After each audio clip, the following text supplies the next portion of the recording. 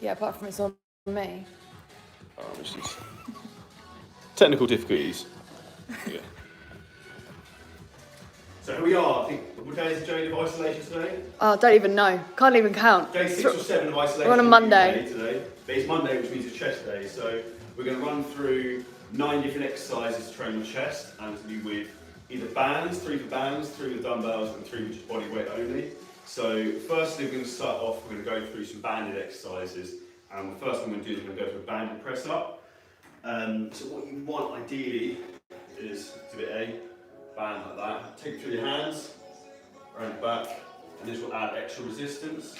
If you want to make the exercise harder, obviously use a thicker band, or you could use more than one, would increase the load. But obviously as you're coming up and you're pressing up, it's increasing the tension of the band stretching, so it increases the load. So just come down normal press up position, and then just 10 reps.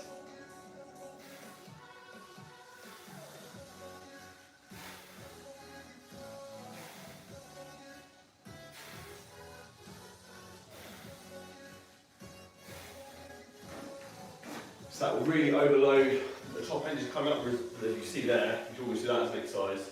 It's a chest press. But as you're pushing yourself up, it's increasing the load as the band stretching as the resistance increases. So that'll be exercise number 1, which we would do for banded press up. Next one we do is a fly variation of the band. So you want to stand on the band on 1 from half. It's almost like an upward fly. So if you use your feet, you can take shorten the band and make it longer. You'll come up, pull up, squeeze your chest down.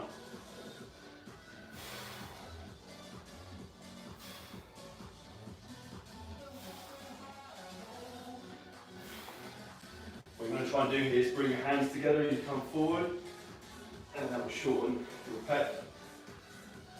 It's also cross quite a lot of front delt here.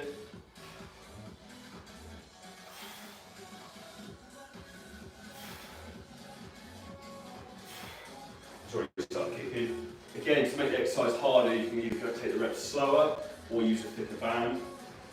And the last one we're going to do in terms of the banded movements, we'll do almost like a single arm press, and you can do 2 variations of this. You can go quite quick or you can go very slow. So we're going to try and ideally probably take it slightly slower and keep the tension on the chest.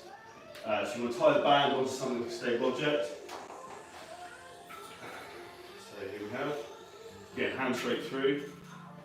If you have 2 bands, to be fair, you can do one on each side and come straight out. But for here, we should do one side. Try and keep the elbow horizontal, hand in line with like nipple pec area. We'll push straight through. So we'll do at least 10 on one side. So try and think about initiating and contracting through the chest. And again, if I want to make this really hard, I go really slow. Slow forward, then squeeze, then slow all the way back. And you can start doing things like holding in like isometric contractions, so you could at the end of each set hold for 30 seconds here, all the way back, and hold at the bottom range, and just play around with it, try different tempos to make the movement more difficult, but realistically start with straight reps. You to come through, do like 10 on each side, just try and keep the load through your chest. Start kicking now.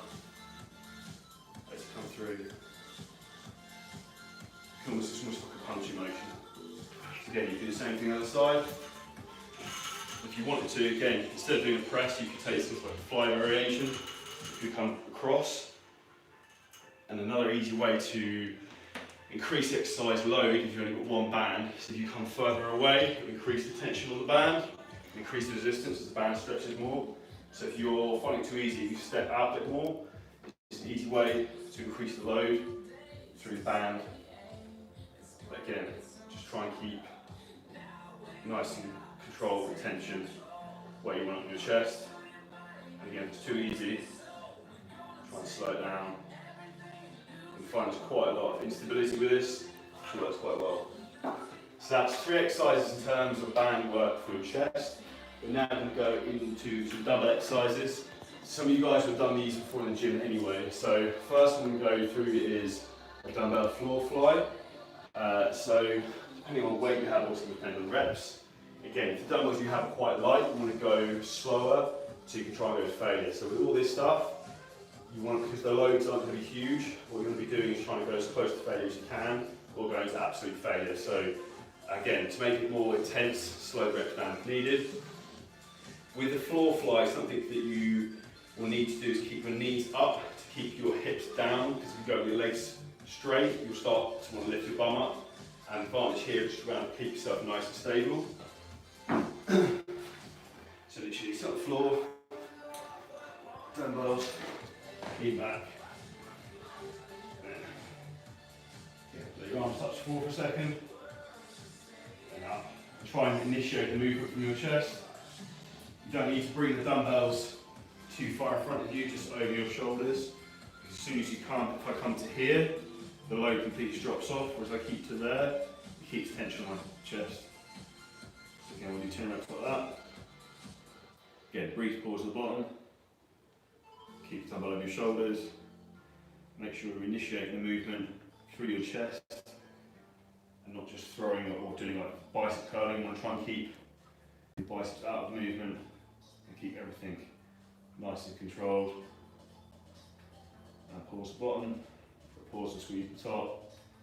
And again, just think consciously about what's actually contracting.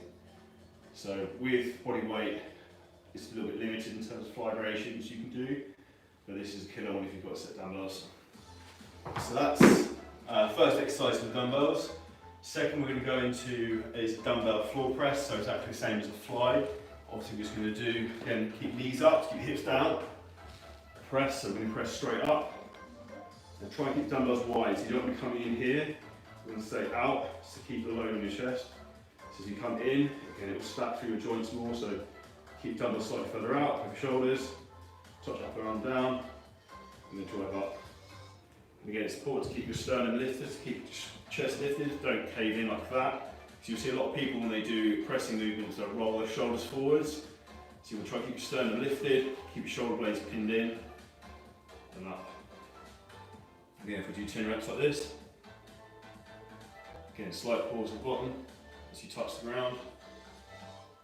But this also means you don't get any inertia, so in terms of like being a very stable environment to press from, and only using your chest, this works superbly well, and it's mega effective. And again, if you want to make this harder, so if I was to do like 5 seconds on the way down, it makes it a lot more difficult. Then you pause the bottom, and 5 seconds on the way up, increases how difficult the exercise is massively.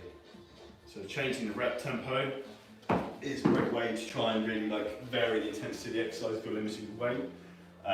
What I would also suggest is, that's obviously a flat variation. What we're going to do now is a dumbbell, like a bridge press, like a glute press. So what we're actually going to do is going to take like a glute bridge position, which will effectively artificially create a decline motion where our hips are higher than our chest. We can focus more on our lower chest, which for me I personally find is a great movement.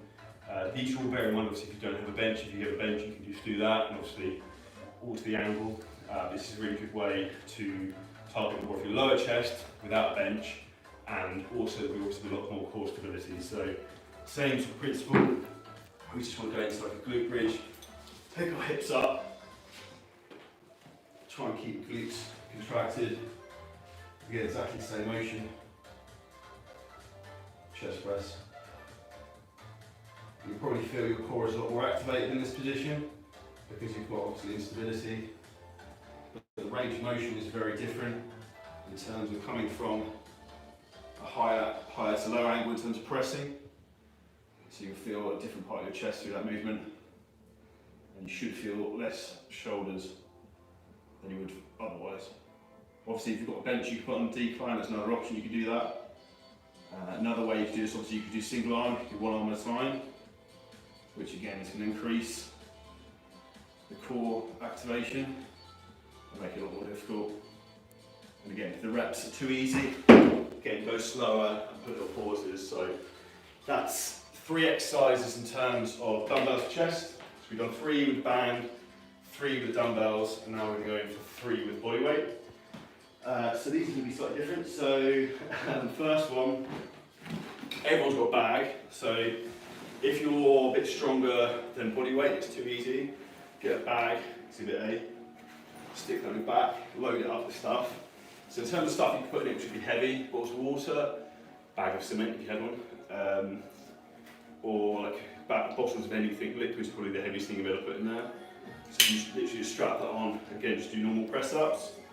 What I would probably try and do, well, I've done it particularly well with this, is try and take the backpack so it's nice and tight, so it sits higher on your upper back, so it puts a load more on your chest rather than having the weight lower down your hip sagging. So all we're going to do here, again, is just a normal press up, but you've got like a slight added load from the bag, so if you can get an extra 10 kilos in here, you'll massively notice that. So again, same as normal press up, you'll probably feel a bit more in your core. I probably feel the difference of that. There's probably only 5 kilos extra weight in the bag, but that instantly makes it more difficult, makes your chest fire a lot more. It's like sweat starting, so it's much more effective. So that's a very, very easy way to add weight to press up. Obviously you can go through different variations of that, and some of the other movements we're going to do now for bodyweight are also press ups. So you can use a bag for that as well to add extra load if you need to. You see it's slightly effective as I'm getting out of breath from only 10 reps. Next one is going to be more of an explosive variation of press ups. Again, you can use a bag if you wanted to. So we're literally just going to do a press up, and we're trying to push ourselves so we come off the floor and look at inch. We'll probably just do 10 reps like that. Again, it will have more of an explosive effect. You're going to have to use obviously more maximal force to get yourself off the ground. So you're going to have a bit of a stronger contraction there. So if you're into more strength training, explosive stuff, this will probably suit your training style a lot more. So again, normal press up stance, and keep core really tight, and only want little hops. So you're not trying to come like 3 feet off the floor, just try and take your hands up so they come off the ground. You're not trying to go like 3 feet in the air.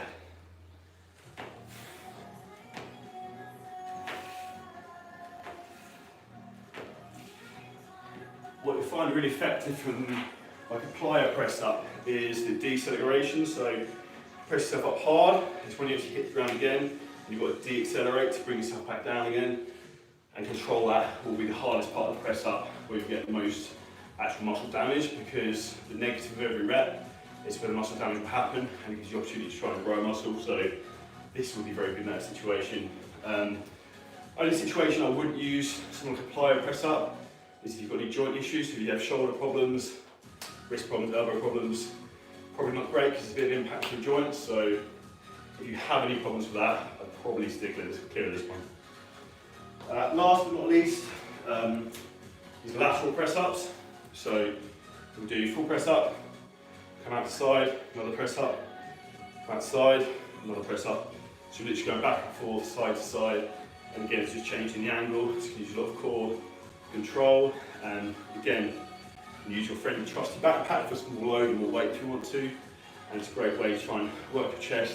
And it will also help in terms of strengthening your shoulder, because you're forcing your shoulder to stabilise yourself, and your scapula with a slightly different angle. So same obviously set up for a normal press up.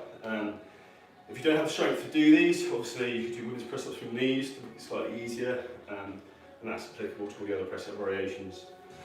So, example, again, we're going to come up to press up position, and we'll come out to the side, and do 1, come back to the middle, out to the side, 2, out to the side, 3. You find that works you a lot harder, because in particular, at one point, you're always going to be having all your weight through one arm.